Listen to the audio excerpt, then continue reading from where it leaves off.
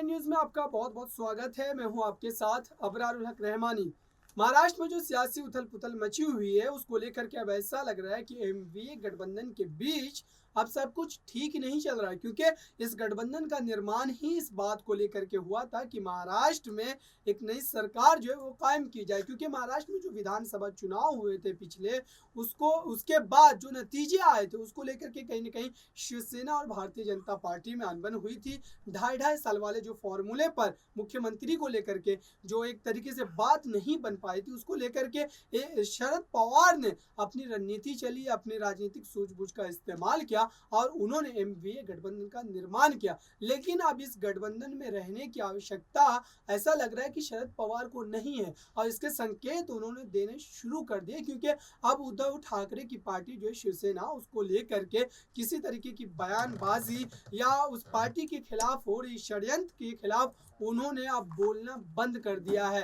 तो अब देखने वाली बात ये हुई, क्या शरद पवार की रणनीति अगर उद्धव ठाकरे की पार्टी शिवसेना के लिए नहीं बनती है तो क्या उद्धव ठाकरे अपनी पार्टी के लिए उसी तरीके से और पार्टी के मकाम को उसी तरीके से बरकरार रख पाते? राजनीति में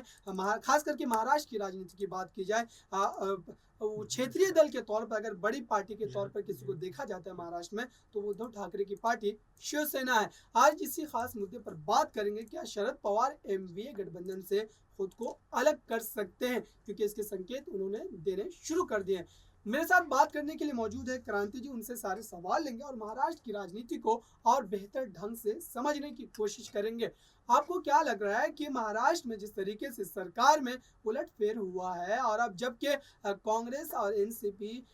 शिवसेना एक साथ है, अभी भी एमवीए गठबंधन जो है वो बना हुआ है, लेकिन शरद पवार कहीं ना कहीं खुद को इस गठबंधन से अलग थलग करते नजर आ रहे हैं। ऐसे उन्होंने संकेत भी दिए अपने बयानों से, लेकिन अभी खुले तौर पर उन्होंने कुछ नहीं कहा है।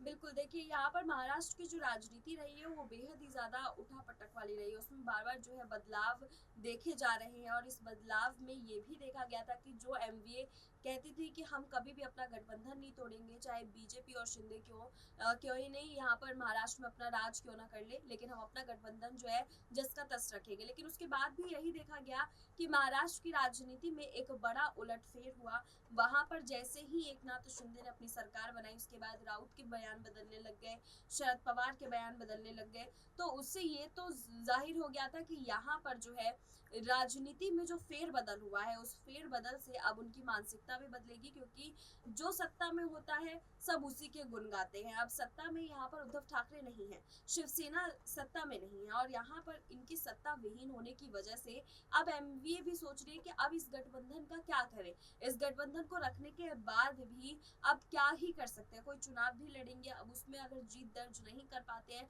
तो वो और भी बड़ा नुकसान हो जाएगा। इससे बढ़िया है कि हम लोग एकला एकला अपना चुनाव लड़ लेते हैं, जो भी यहाँ पर जो समीकरण निकल करके आएगा उसको देख लेंगे अंत में। तो यहाँ पर यही चीज जो है कहीं ना कहीं शरद पवार के मन में भी आकर के बैठ चुकी है कि उद्धव ठाकरे तो अब मुख्यमंत्री रहे नहीं। जब तक मुख्यमंत्री थे उद्धव ठाकरे तो आपने देखा होगा कि हर समय जो है उद्धव ठाकरे के साथ में ही शरद पवार नजर आते थे, हमेशा हर मुद्दे पर जो है वो बोलते हुए नजर आते थे और उद्धव ठाकरे को बचाने की कोशिश भी करते रहते थे। उनके फैसलों पर जो है सवाल जवाब का जो दौर था वो भी जारी रखते थे। लेकिन अब उद्धव ठाकरे को लेकर के वो कुछ भी बयानबाजी नहीं करते हैं, ना ही उनके हक में कुछ बोलते हुए नजर आते हैं। देखा ये जाता है कि जितनी शांति हो सके उतनी शांति रखते हैं। यहाँ तक कि जब वो साफ तौर पर ये भी कहते हुए नजर आ रहे थे कि जब चुनाव होगा तो उस चुनाव में हम अपने बल पर दम दिखा करके भी दिखाएंगे। तो वही बात है कि अपने अकेले लड़ने की तैयारी वो पूरी कर चुके हैं और ऐसा कर इसीलिए रहे हैं क्योंकि यहाँ पर जो है सत्ता जो पहले उनके हक में थी, क्योंकि यहाँ पर भले ही मुख्यमंत्री कोई भी हो फैसला उन्हीं का चलता था,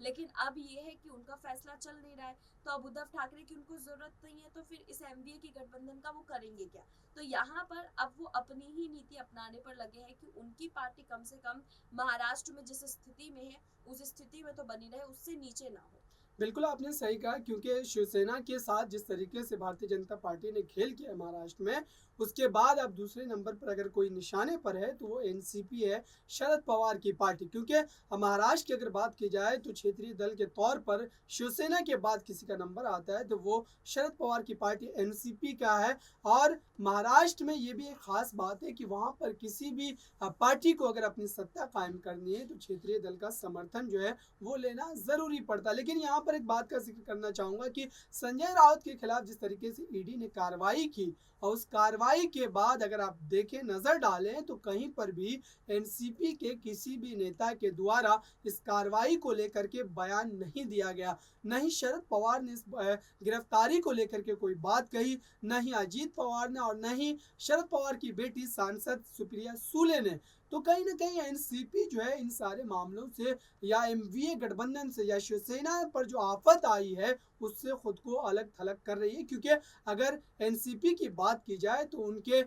शरद पवार के जो भतीजे हैं अजीत पवार, उनके ऊपर भी ईडी ने कार्रवाई जो है वो शुरू की थी, लेकिन वो कार्रवाई अभी फिलहाल ठंडे बस्ते में चली गई है। और इसी बात को लेकर के वो ज़्यादा चिंता में है कि कहीं ऐसा ना हो कि ये संजय राउत को लेकर के बयानबाजी की जाए और हमारे खिलाफ ईडी की कार्रवाई जो है वो तेज हो जाए। क्या आपको ऐसा लगता है कि ये डर जो है वो लगातार सता रहा है एनसीपी के, खास करके चीफ की बात की जाए, शरद पवार की, अजीत पवार की, इन लोगों की बात की जाए तो? बिल्कुल, देखिए यहाँ पर डर किसको नहीं सता रहा है। महाराष्ट्र में जो इन दिनों हुआ है उस हलचल को देखने के बाद हर किसी नेता के अंदर एक अलग ही खौफ है। खासकर जो है खरीद फरोख्त की नीति वाला जो डर है वो सभी के अंदर साफ तौर पर देखने को मिलता है। उसके अलावा यहाँ पर जो है ईडी की कार्रवाई का जो डर है वो भी सबके अंदर साफ तौर पर देखने को मिलता है। तो यहाँ पर ये तो बिल्कुल साफ है कि जो यहाँ पर डर का माहौल हो, चाहे पैसे लेन देन का माहौल हो, चाहे फिर मंत्री पद का लालच हो, तो ये तीन ऐसे मुद्दे हैं जिसको लेकर के इस वक्त महाराष्ट्र की राजनीति किसी भी वक्त किसी भी पाले में जा सकती है। तो यहाँ पर साफ तौर पर यही देखा गया है कि जो तमाम बड़े नेता हैं, चाहे वो एनसीपी के हो, चाहे वो कांग्रेस पार्टी के हो, चाहे वो यहाँ पर उद्धव ठाकरे के ही निकट के क्यों ना हो, लेकिन सब में यही चीजें देखी गई है कि जहां पर इन तीन मुद्दों की बात आती है, उन तीन मुद्दों के ऊपर साफ तौर पर जो है सभी नेताओं के रिएक्शंस अलग अलग निकलते हैं। यहाँ पर जो है सभी आरोप जरूर लगाते हैं कि बीजेपी हमें लॉलीपॉप दे रही है, लॉलीपॉप तीन तरह के पकड़ा रही है, ये सब कुछ जो है वो विपक्ष बोलती हुई नजर आती है। लेकिन उसके बाद देखा यही जाता है कि जिन लोगों को जाना था बीजेपी के साथ वो तो चले गए, लेकिन उसके बाद एक भी नेता नहीं गया है। तो ये जो नेताओं का जो जत्था है जो इस वक्त नहीं जा रहा है, तो कहीं ना कहीं ये आरोप भी लगा रहे हैं और दूसरा ये भी देखने को मिल रहा है कि सच में एक लॉलीपॉप है, एक डर है, एक भय है जो इस वक्त नेताओं के अंदर देखने को मिल रहा है। और इसी डर की, चाहे वो ईडी की कार्रवाई को लेकर के, क्योंकि अगर आपने काले कारनामे किए हैं तो फिर उसका जत्था जो है वो प्रिंसिपल के पास मौजूद है और एज अ स्टूडेंट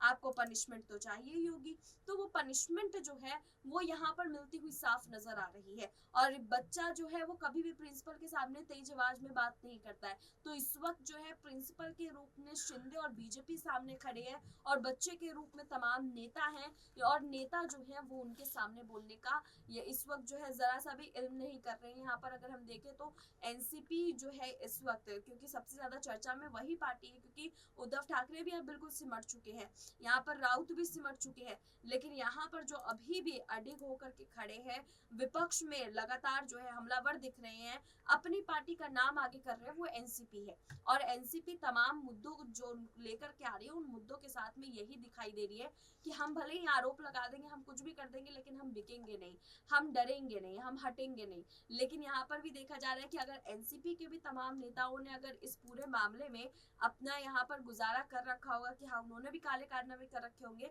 तो प्रिंसिपल साहब बैठे हैं, कार्रवाई तो होगी। बिल्कुल आपने सही कहा कि राजनीति में अगर किसी ने काले करतूत किए तो उनकी सजा उनको मिलती है। लेकिन एक तरीके से कहा जा रहा है कि महाराष्ट्र में लगातार ईडी का दुरुपयोग जो है वो किया जा रहा है विपक्ष के नेताओं पर। आपने बेहतर तरीके से तमाम सवालों के जवाब दिए हैं, लेकिन आप देखते हैं कि महाराष्ट्र में अब आने वाले दिनों में राजनीति की जो दशा और दिशा है किस तरीके से बदलती है। फिलहाल के लिए इस खास कार्यक्रम में आपके लिए इतना ही। देखते रहिए ताज़ा तरीन खबरों के लिए नेक्स्ट 9 न्यूज़ को। धन्यवाद।